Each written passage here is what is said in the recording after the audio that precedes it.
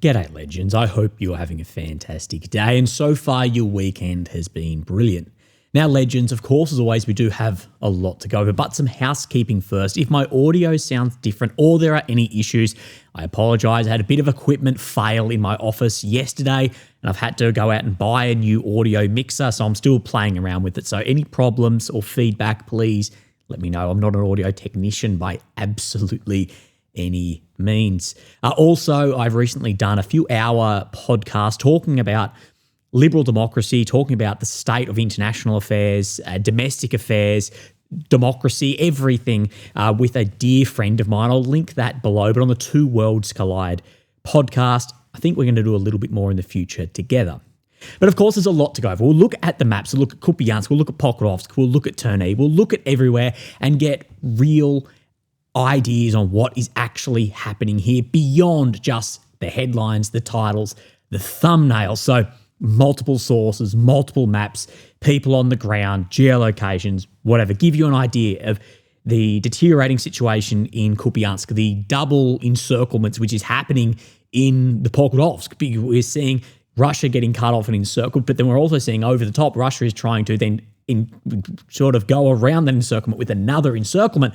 Look at other maps. We'll talk about Zelensky has spoken about how to have victory over Russia with further sanctions and pulling away from Russian energy. But we want to go a little bit deeper in that of, okay, well, what diesel is going into Ukraine from India and go over where America sits in all of this too. But it's not a new idea. It's just increasing of those sanctions, but it's being presented as Wonder Waff 50 at this point in time. We'll talk about Moldova. We've seen two political parties in Moldova on the eve of the election be barred from participating, but then the main bulk of this video, and it's going to be some clickbaity title, I apologize for like Russia and China is NATO's worst fear or some crap like that, but what it is going to be is something you and I have speculated on a long time, is Russia is gaining so much combat experience. Now, combat experience is not just troops on the front line. To be honest, that's probably one of the less important bits of experience. The real important experience in combat is logistics in a combat scenario, your command in combat, your economy when you're participating in a war, all of these.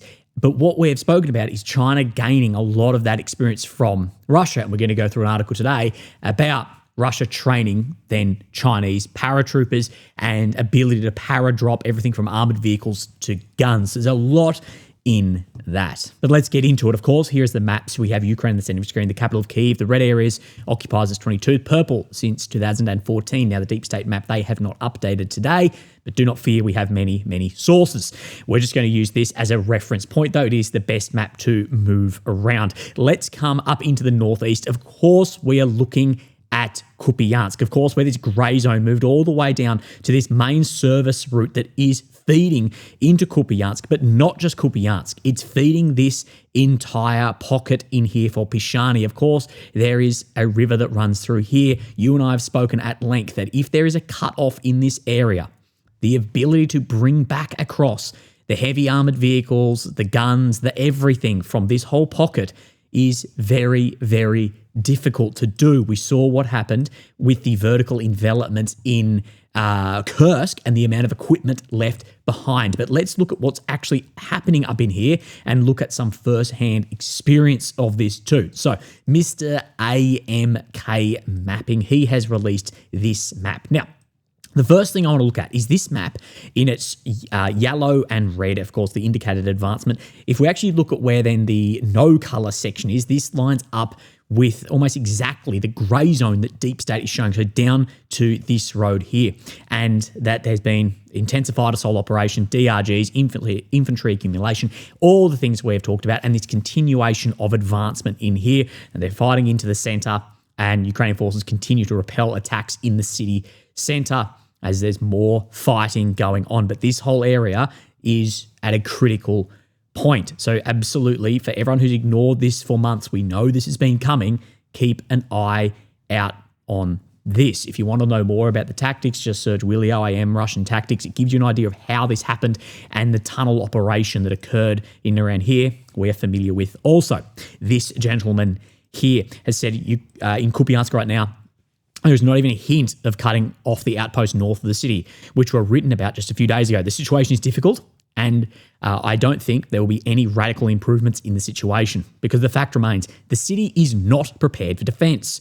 We were forced to just observe, possibly take certain actions that may prolong the harmful processes. And again, not being prepared for the defence of this area, it's what we hear again and again. And when you hear the situation is difficult, well, if my surgeon ever says to me, Willie, the tumour in your head, the situation is difficult, we know it's all Zelova. So let's move our way down into the Pokrovsk sector, where most eyes are sitting at the moment, and there's the most amount of fog of war. And we're going to talk about this northeastern side in here. We'll have Nikorovka, Dorozhane, which you'll be familiar with, where there's been Ukrainian actions, Russian actions in here, and we'll just move through our maps. So the good thing is today, all of the maps are showing like the same thing. So we see down in here, and this is down at the base of this Nikorovka, Dorozhane area in the direction of Boykivka down in here. We'll show you that a little bit later, where Ukraine has pushed in. But then at the same time, what Russia's now trying to do is sort of capitalize on that push in and envelop from the north to south and south to north, as you can see here, as the re-entry of Nikorovka and Dorozhane as well. So as that's pushed in, of course, there is a threat of this. Dorozhane, Beletsky, these are areas, and Nikorovka you're going to have to be familiar with. Let's look at what Syriac says. With regards to the famous Dobropilya salient, or rather Shakhovka, the situation is unclear due to the dynamic nature of the fighting and the infiltration of small groups of soldiers and the high level of drone activity. There's also been talk of a siege with Russian forces after Ukrainian forces cut off supply lines to the south. This is reminiscent of the first cut allegedly made by the Ukrainians north of Kushitiv Yar, which in reality was simply the elimination of Russian DRGs from that area. In this case, the supply route continues to function, but in a critical situation were to arise, we would surely see a prior withdrawal from the salient without such a siege being formalised. Meanwhile, attacks and counterattacks continue to take place, leaving numerous grey areas without fixed control of either side. Again, the unclearness of what is happening in here. But then we take Syriac's map, then we'll take AMK, then we'll take Thorkill. We see the chaotic situation in Dobropilya. This continues, that both Ukrainian and Russian forces are attempting to encircle each other. Despite nearly being cut off, these are having assault operations and have been advancing in and around Dorozhane as well. That this area has come back under control. As you can see here, Ukraine's pushing it around the base of here as Russia is sweeping around on Dorozhane. So Ukrainian forces continue to attack. They have entered the center of Boykivka. We'll show you Boykivka. So we have Nikorovka, Boykivka down here. So the Ukrainians, according to Syriac, sorry, the labeling gets a bit difficult on this, but Boykivka sits, let's just say right here, that the Russians have reached out to Dorozhane here as the Ukrainians are reaching in here. Again, you can see the difficulty in this double envelopment that is currently occurring. So you can see that on the map right there. Now, the one who I believe is doing the best job around here is Mr. Thorkill65. Make sure you go and follow and support these people. Now, he's showing fairly similar, but this is Dorozhane here, and this is Beletsky on his map. So Beletsky, Dorozhane, he's saying that this area is coming or has come under Russian control of Dorozhane and Nikorovka too. So let's see what he says about this. Then, visual evidence emerged of Russian control over this freight station, basically in Dorozhane. This indirectly also indicates Russian control over Nikorovka. So, saying if they're at Dorozhane, they're in control of Nikorovka at this point in time. We therefore have first confirmation of what I've been writing about for a long time. The Russians have controlled both Dorozhane and Nikorovka for about a month. These are shown outside of grey zone or in Ukrainian control. That's why I have no doubts that all those Ukrainian published in the last 3 weeks, filled with arrows indicating counterattacks from the direction of Nikorovka, were pure fiction. And this same applies to Russian bloggers talking about areas here too. He says, in reality, the front line of the Beletsky region has remained largely inactive for about a month, that there is conducting active reconnaissance operations, so DRGs on a small front, teams of 3 or 4 in reaching the outskirts of Beletsky, as we can see right in here. Since then, nothing has changed. The Russians are fab bombing Beletsky and sending DRGs to the outskirts, and some killed Russian soldiers have popped up on some of the chats around here too, and that DRG. So this whole area is critical in here, and I know many bloggers have written this off. Keep an eye on this. This could change and can change quickly, but we're not seeing that much at the moment. But we're getting a lot of rhetoric about apparently how the situation looks. Move just down a little bit, and we have a Rodyansk, so still on that northeastern side. We have Mr. AMK saying this on the northeastern flank of Pokrovsk. The Ukrainian forces were able to push the Russians out of Rodyansk. So Rodyansk coming completely back under the control of the Ukrainian forces. Again, the grey zone is not shown even into here on the DS map. Then we have Syriac maps again on the Middlegrad front. The situation at Novokonomachny is more clarified, that the Russian army controls the southern part of the locality and is pushing in the direction further of Middlegrad. So in this front line, see where this grey zone is heading out in that general direction. Right. We've done Pokrovsk, we've done Kupyansk. Now onto, I guess, the miscellaneous remainder of the maps, but do not write them off. Velika Novosilka, Julio Pole front. This is one of the fronts that is being written off. Do not do this. It is fatal. Kalinivsky, Novohorovkia, Pavlivka, Uspanivka, Sosnivska. These areas you're going to have to be familiar with.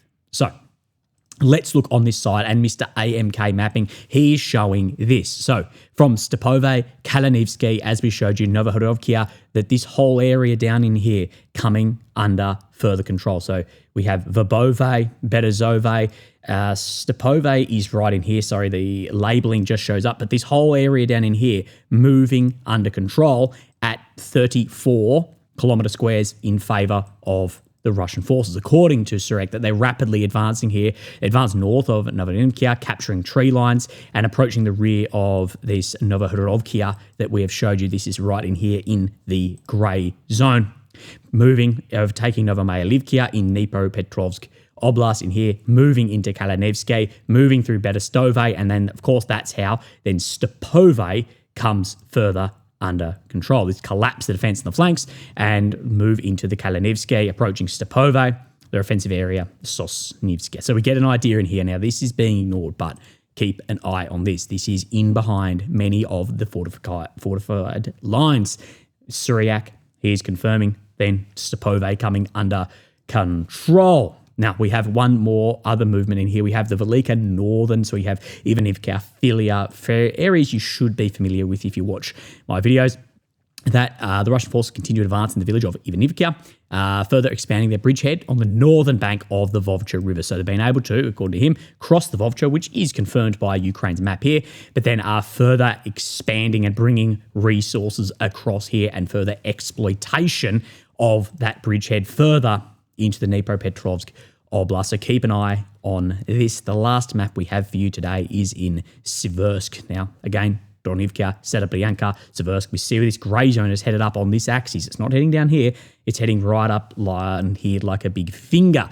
Now, let's have a look on the Syriac. And I always say with Syriac, the funny thing is he's confirmed shows and movements shows very similar to the grey, but showing that there's an exploitation from where Russia has advanced in the direction of Yampil or into Yampil through the Kremenar Forest and on this eastern Verkhonomayansk front, that this is coming further under control. And that basically from Serebryanka, he's saying they've secured Serebryanka down to where this reservoir is here at Verkhonomayansk, that this down here has come under red, but there is, following this grey zone, pushing in that direction, which I am to believe given the amount of grey zone in here. So this grey zone is said to be some say 10 kilometres deep. It would make sense if more down here was under control. The break into Siversk, we've seen a lot of targeting on the eastern edge. What will we see? We see more targeting or enveloping. Well, if we follow what we've seen Russia do again and again and again, it is envelopment. Now, I've seen a lot of people write and say and whatever that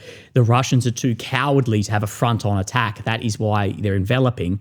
So having tactics and strategy and not just wanting to go face-to-face is that tactics and strategy to say that by having this that works is just so, it's this changing of narratives and this, like the Financial Times article today, making up, just completely fabricating goals. So when they're not reached, shows failure.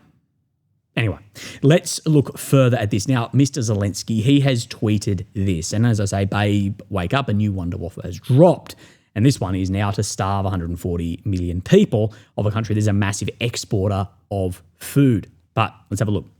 Europe must stop importing any Russian oil and gas. All this money spent by Russia directly on the war. We see no increase in social support inside of Russia. So all these profits, all these funds are going to the war. If there's a shortage of money for the war, social support for people in Russia will decrease. If social support decreases, people will become dissatisfied, and the Russian leadership will be dissatisfied as well. History shows Russia has always changed after hunger riots, and that is exactly what they fear. So saying that if we don't buy any of this, if Europe stops buying it, so don't think about India or China at this point in time, that as hunger increases, there will be riots and an overthrow. So we're now back to the rhetoric and ideas of what we heard in 2022. He says, yes, there are risks and alternative logistics may cost more. So buying this, importing whatever to Europe is going to cost more. I spoke about this yesterday, about then more burden on the taxpayer. There needs to be further victory sold or justification for this too. But a way must be found to stop buying Russian energy. On this, I fully support the US, and Ukraine is ready to help Europe. Of course, the US, they're all over this, because where then is LNG and oil going to be bought from, or food going to be from the US? This must be part of a comprehensive solution, not only energy, but also the shadow fleet and in principle halting Russia's ability to trade and export goods by sea. It's also an important way to reduce this economy, shadow fleet, banking sector, energy, total sanctions. So total sanctions are needed without exemptions. Now, what we do know is everything from the frozen money to completely cutting off, Europe is not prepared to do. And this is why we've said it looks like Trump is sort of shifting blame onto, I'll do it if you do it, knowing not going to do it. So there's a way out the back door. But firstly, what I would say is Ukraine, the first thing then should be to cease any Indian refined products, who is the largest import of energy, of that fuel, into Ukraine, to cease that straight away. Because where do the molecules of that come from? This is the bullshit that is happening. It's India. No, it's not. It's refined in India. Where is it coming from? And the US should stop the billions of uranium coming through too. Let's look a little bit at this. This is from Reuters, but being reported everywhere that Moldova bans another pro-Russian party from Sunday's vote. The Greater Moldova was participating in Sunday's parliamentary vote due to the suspected illegal financing. The decision was made late Friday and the second to be excluded within days. So on the eve of this, police security intel that the party was illegally financing and foreign funding. That's what is alleged. The leader here said that it was biased and would appeal at the election authority, found that the party had used unreported financial resources and was suspect of providing voters with money in an attempt to sway the outcome. Officials also suspect the party was acting as a successor to the previously outlawed party led by pro-Russian fugitive business tycoon Ilan Shor, who denies any wrongdoing. He lives in Moscow. Now, this lies in grey zone. There's a lot of grey zone with democracy around legality and ethically too. So this is what we need to talk about, is where is the point between security and democracy? And that's always a big fight in where is secure national security and then where does that impinge on democracy? And some say it shouldn't impinge, that a proper democracy should run as a democracy. But we'll go into total democracy and how there's leaning on this system a little bit later on. Again, I actually talk about this more in that podcast I plugged at the beginning. But let's start on the legal side. The ECHR, the European Court of Human Rights, they allow restrictions on political parties if they can show serious risks like corruption, foreign interference, or threats to constitutional order. Sorry, something I wanted to say was like how a lot of states have gone from saying then democracy, practicing democracy, to now the saying is our democracy. So if you say our democracy, that gives within this is how we operate on that democracy. That's just a language thing I think many are picking up on. But such bans must be proportionate, they must be transparent. If the state cannot convincingly prove the financing was illegal and foreign-backed, then Moldova risks losing in Strasbourg. Now, Strasbourg, this is just like when people say, hey, it's just where the EHCR is in France. It's in France, in the EU. I'd say good luck with your appeal. But let's go on the ethical side of this. That there's democratic choice versus security. And kicking out two alleged pro-Russian parties, I don't know these parties, but kicking them out right before the voter has the choice. So kicking out on the eve of this looks a lot more like ruling and fixing the game. Even if the money trail is real, the timing in it is off. If Moldova was serious, it should have cracked down many months ago, not days before it.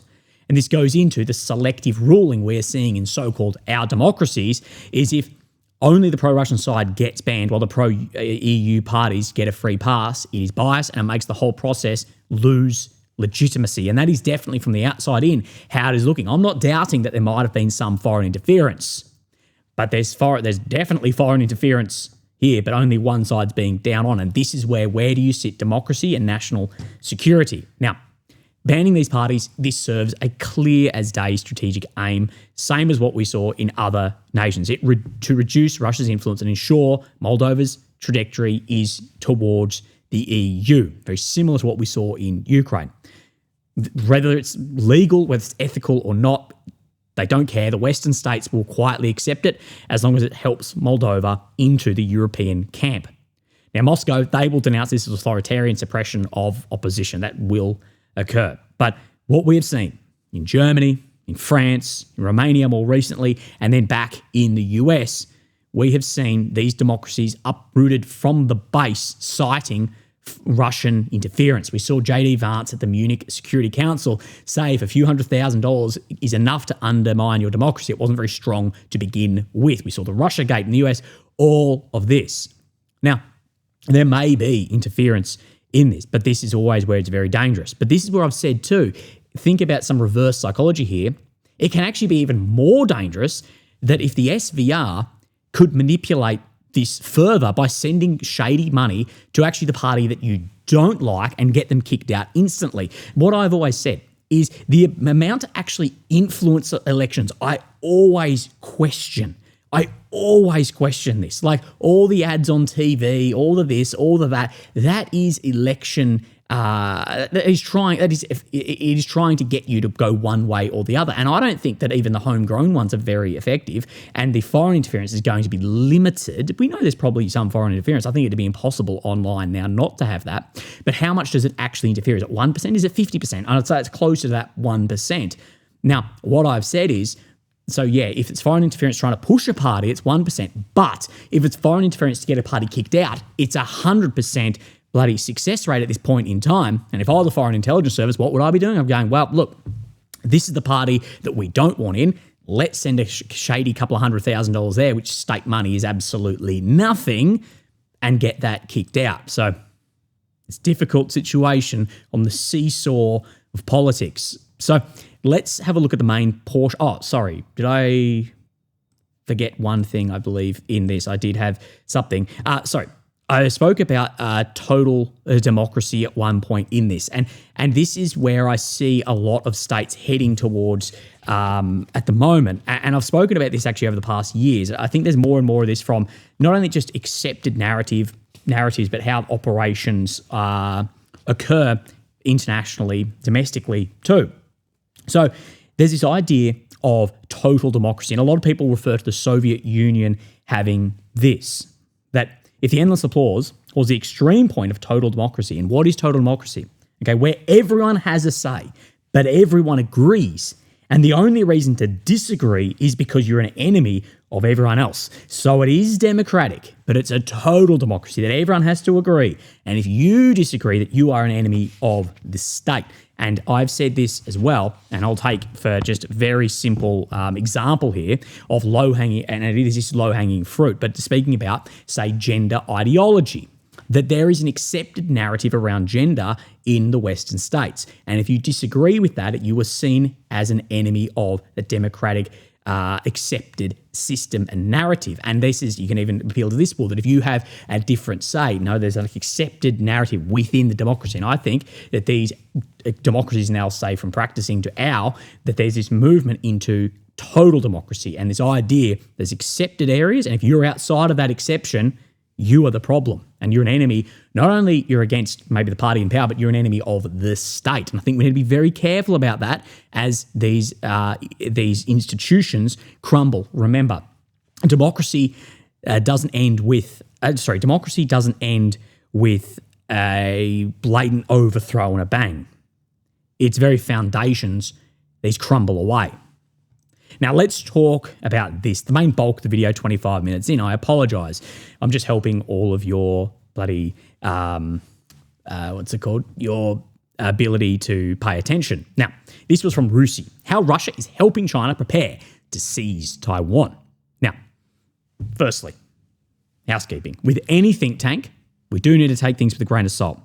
These are often funded through the government, through NGOs, through private industries, with pockets to be filled, flowing over if they can sell an imminent war and spend $1 trillion preparing for this war. Okay, so that is the first thing. Okay, that is the first part of this. Let's have a look at Rusi's page where they talk about their funding. They're registered as a charity. They fund itself independently, drawing income from membership subscriptions and the sale of various publications, okay, and donations. Events are funded by a wide range of resources, private and government, UK and international. So we're off donations, okay, but who are these donations being made from? And this is on their website of 22-23. This is the most recent one, okay? I see no conflict of interest in this. Over £1 million.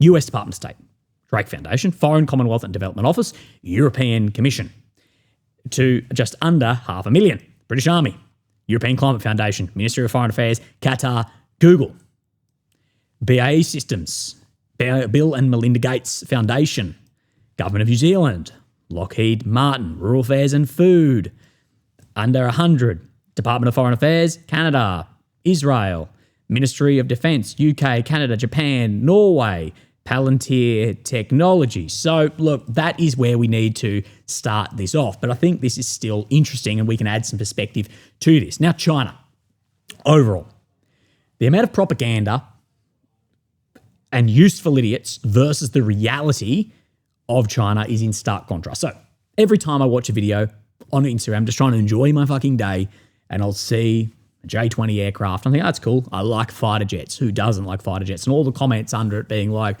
this is a piece of shit compared to the blah, blah, blah, blah, blah. Well, look, there's so much of this. But the reality just doesn't show this. It's just not sitting there. We try and have an objective view. BYD, the car manufacturer, they just broke the Nürburgring record. They reached almost 500 kilometers an hour on another test. And you're telling me that all this technology, all this engineering then sucks. Well, I can tell you where all the technology and engineering is built. And there's just this. And this is everything from government just through to useful idiots. Now, the main thing I see about a war with China is people saying they don't have any combat experience. I was in the military, I was in the infantry and deployed. And I'm telling you right now, most of my friends are still in the military. And we do have combat experience. Because there must be a fucking made-up war that all my mates have participated in that I don't know about. The 1% of NATO troops, likely far less than this, honestly. If 1% of NATO troops had combat experience, I'd be surprised. From my experience in defense, no, it's far less than that. And I got out, well, how, Jesus, it's going to make me feel odd, 4 years ago, say. Yeah, it's going to be more than that. It's going to be less than that in my opinion. But even this 1% who saw combat, the experience was not conventional. It was not protracted conventional for sure. It was not attritional, and it was sure as shit not near peer. It was failed insurgent operations with an overmatch in every single aspect. Yes, as the Soviets put it about Afghanistan, we won every single battle. We didn't lose a single post. But again, it was a war fought as battles, not as an overall war. Who controls Kabul? If you want, yeah. Okay, but it is very common to hear in my community, from military to analysts to everything, more off the books when people are saying this, but saying if we don't fight them now, we are guaranteed to lose. The longer and longer this goes on, the worse and worse it's going to get. Now, let's actually have a look at the article and why this is all important. But that's where we need to preface coming into this. Russia has agreed to equip and train the PLA, the People's Liberation Army, to airdrop armoured vehicles and special reconnaissance capabilities. Now, as far as my knowledge is, up until recently, Russia's been the only country that airdrops armoured vehicles with crew in, but we'll talk more. Xi Jinping has directed the PLA to be ready to militarily seize Taiwan by 27. A large-scale amphibious operation is highly risky, with the site suitable for landing craft to deliver troops and equipment ashore, constrained by the gradient and load-bearing capacity of the beaches. Very, very difficult to go. We'll talk more about it. Seizing airfields could allow troops to be flown in by air, but as Russia discovered during its invasion of Ukraine, runways can always be quickly denied. We saw this change for the VDV going from airdrop chutes to choppers on Hostomel, and what then further occurred from there. Although the areas where Russia surpasses China in military capability are diminishing, we've spoken about that. Russia has practical experience and capabilities in air maneuver that China lacks. And what then Russia lacks is this just raw manufacturing capability. And this is why I've said China and Russia scratching each other's backs is the biggest fear to NATO. It always has been, as well, to balance that.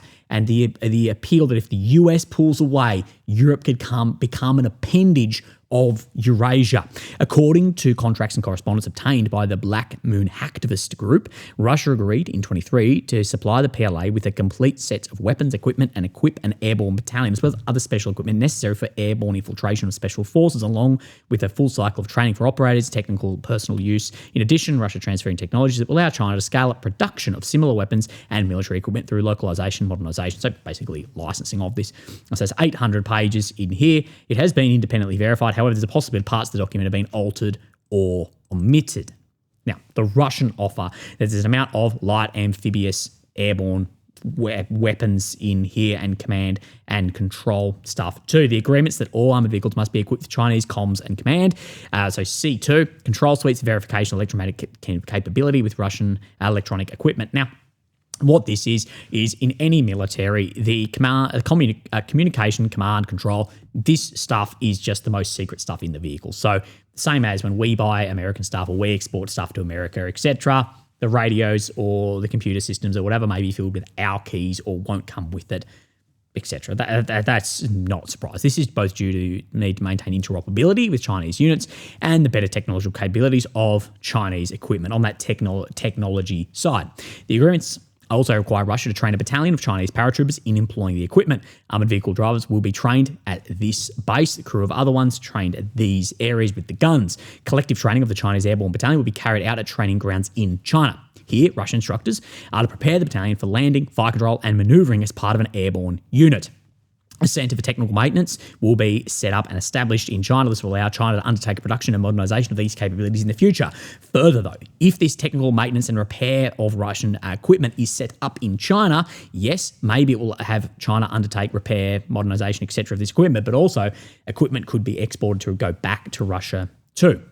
But all of this, let's be brutally honest, this is exactly why we saw North Korean soldiers fighting in Kursk. We saw them there to gain experience. And by all reports, that they fought well and bravely. That's honestly all the reports that I am seeing. I was getting sent so many videos through Signal and WhatsApp from guys who work in my SpaceX, defense, current, blah, blah, blah, going, hey, these guys, I mean, fuck, yeah, some did die and there was failures, but at the end of the day, in this is a lot better than many of us expected.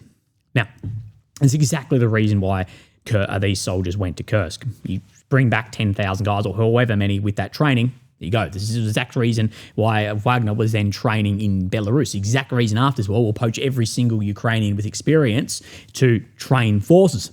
The capacity to airdrop armoured vehicles onto golf courses and other areas of open, firm ground near Taiwan's ports and airfields would allow assault troops to significantly increase their combat power and threaten siege of these facilities to clear a path for landing of follow-on forces. So anything airdropped is still very light equipment relative. But if you can get these areas, create a security, and then you can deliver your harder systems, or you can land your heavier systems with then your actual transporter aircraft. The big problem is body of water. In addition, the agreements provide for the transfer of special purpose parachute systems, the Dal-Nyot, which are designed for inserting loads of up to 190 kilograms from an altitude of 30,000 feet, achieving a range, this glide range of 30 to 80 kilometers, depending on the load under canopy. Russia is equipping and training Chinese special forces groups to penetrate the territory of other countries without being noticed, offering offensive options against Taiwan, the Philippines, and other island states in the region. So that first belt of islands, second belt of islands that we talk about, we can talk about more of that if you'd like. But the implication here, The operational chance for PLA in seizing Taiwan successfully is landing with a sufficient mass of troops, thus have enough combat power to actually establish a lodgement, thereby build up a force that can defeat the Taiwanese military by seizing vital ground before the ROC mobilises. And this is the problem, is you just need to get an amount of people there, typically referred to as the million-man swim. You need 1 million men to land there.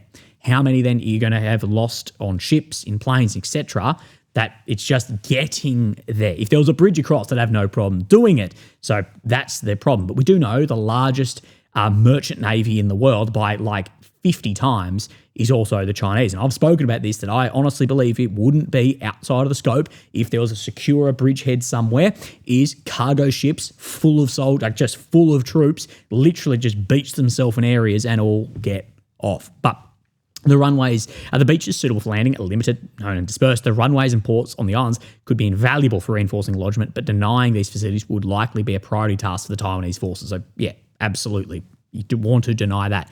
Now, it would not be unrealistic at all to see, if there was movement on Taiwan, in my opinion, 50,000 Garand-style drones at once for multiple days on end. I don't think that is unrealistic whatsoever, in my opinion. One, we see that reports Russia, who has nowhere near the manufacturing industrial capability of China, nowhere near achieve all the tech, they allegedly be able to make 1,000 a day, and they're at war using them, so China could backstock these too. I don't think that's unrealistic at all, and we do not know. I often criticize strategic targeting. What we don't know is we've only seen that with ballistics, cruise, and limited drones relative. We don't know how it would actually look with that many. But why do I say 50,000? Well, in 2024, China was making 85,269 cars per day. I believe that's about 2,300 per day, or 31.5 million per year. That is fucking... do you have any idea how insane, like Australia can't produce one, but do you have any idea how insane that figure is? That's what we need. I think vehicles, looking at the automotive industry, is a really good barometer to look then at the industrial output.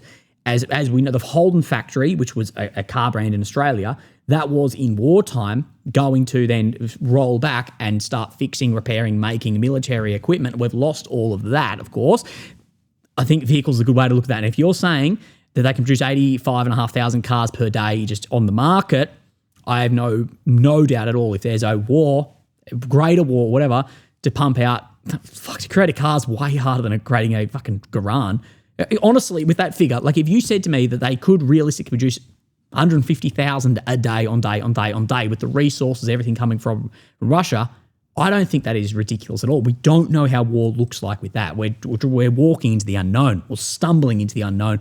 The PLA Air Force, supported by Joint Firepower Campaign, can successfully suppress Taiwanese air defenses if they can. An air maneuver offers the fastest means of transferring combat power onto Taiwan and spreading operations across an expanded area.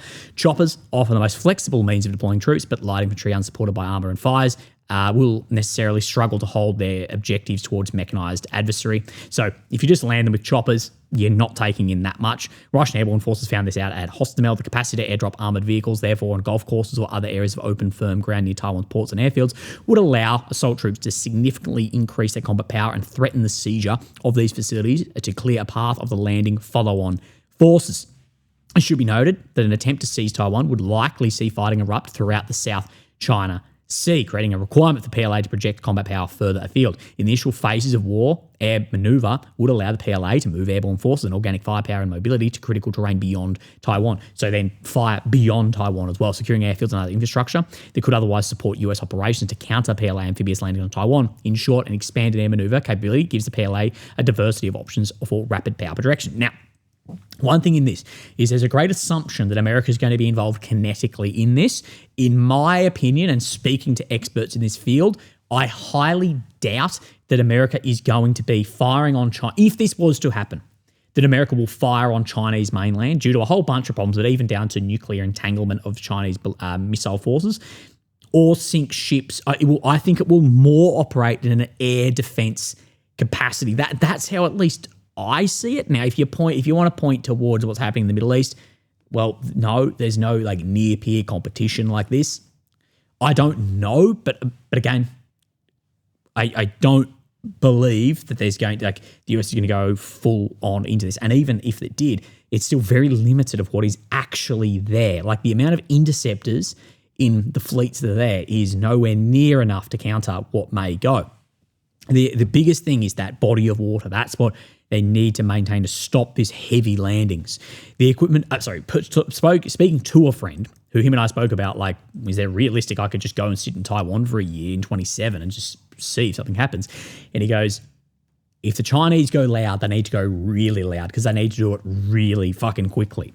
The equipment purchased from Russians is compatible with the Russian-built IL-76-78. These are transporter aircraft and parachute platform. These can be used in landing vehicles in a train, so out the back, demonstrated by the Russian forces during the Zapad military exercise that took place 2 weeks ago. The agreements provide for Russia sending instructors to train Chinese pilots and crew members in landing this way on the territory of the PRC. So the ability to land vehicles, fly the planes, etc., to move stuff in and out. Now, China already operates an air-deployable armoured vehicle from the Y-20 transport aircraft, and of 25 has fielded a range of new airborne equipment that is comparable to the Russian equipment. Given that air manoeuvre operation for a battalion of Russian-supplied equipment would require 36 Il-76s, while the PLAAF operates a fleet of 26 IL-6s, 10 IL-76s sold by the PRC by the Russians in 2013, it may be asked why the PLA purchased a battalion set of Russian equipment. The fact the contracts include a battalion's worth of landing and parachute equipment suggests the PLA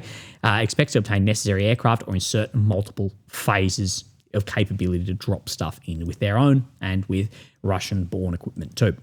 The greatest value of the deal to the PLA, however, is most likely in the training and the procedures for command and control of the airborne forces. As I said in the beginning, that is where the combat experience is really high-end. As really important, the Russian airborne forces have combat experience while the PLA does not. The requirement for the battalion's worth of equipment with an expanded number of C2 command and control platforms likely speaks to the desire to conduct a battalion-scale collective training. Since the Russians are able to deliver it, this can be conducted on Russian vehicles, so landing whole battalion sizes in. The deal also reflects a growing military-industrial cooperation between Russia and China over the course of the full-scale invasion of Ukraine. Now, historically, Russia has always been wary of exporting its areas of military technological advantage to China out of fears of intellectual property theft and a great state sitting on your border. And you always balance against the capability, not how they're feeling at the time, because that can change very quickly. However, Moscow increasingly sees the invasion of Taiwan as a subsequent division of global economic order into opposing spheres, this multipolar world that we'll hear, as a means of building leverage over Beijing by making Russia a supplier of critical raw materials and military industrial capacity. And not only that, but then Russia acts not only as a buffer between China and Europe, but it also will act instantly as a power balancer. If China kicks off a war, the first country that you need to bring in order in your side is where it gets its industrial output from of raw material, its energy. The first country you're going to have to do is Russia. People are going to hate that, but that is the way that you're going to have to balance China. And I guarantee if China make any sort of kinetic move, Russia will be unfrozen before you can even say the word.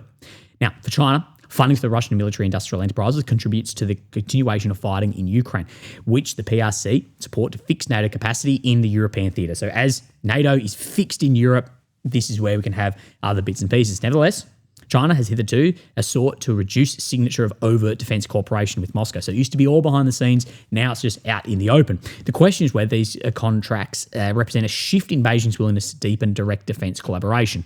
And China doesn't have any formal military alliances, but we do see it moving somewhat more in that direction. And this is where I have made many videos on, even from like Australian Strategic Policy Institute. They have said, look, as unpopular as it fucking is, but Russia leaving our sphere and moving towards China and becoming potentially just a hole in the ground for China to dig out of and just increasing at 86,000 vehicles a day to fucking whatever. I'm using vehicles, but as far as industrial capacity and output and reliance, that is a big, big problem for like the Asia Pacific. Anyway, legends, hope you have a fantastic day and I'll speak to you tomorrow. Have a great start to your week. Okay, see ya.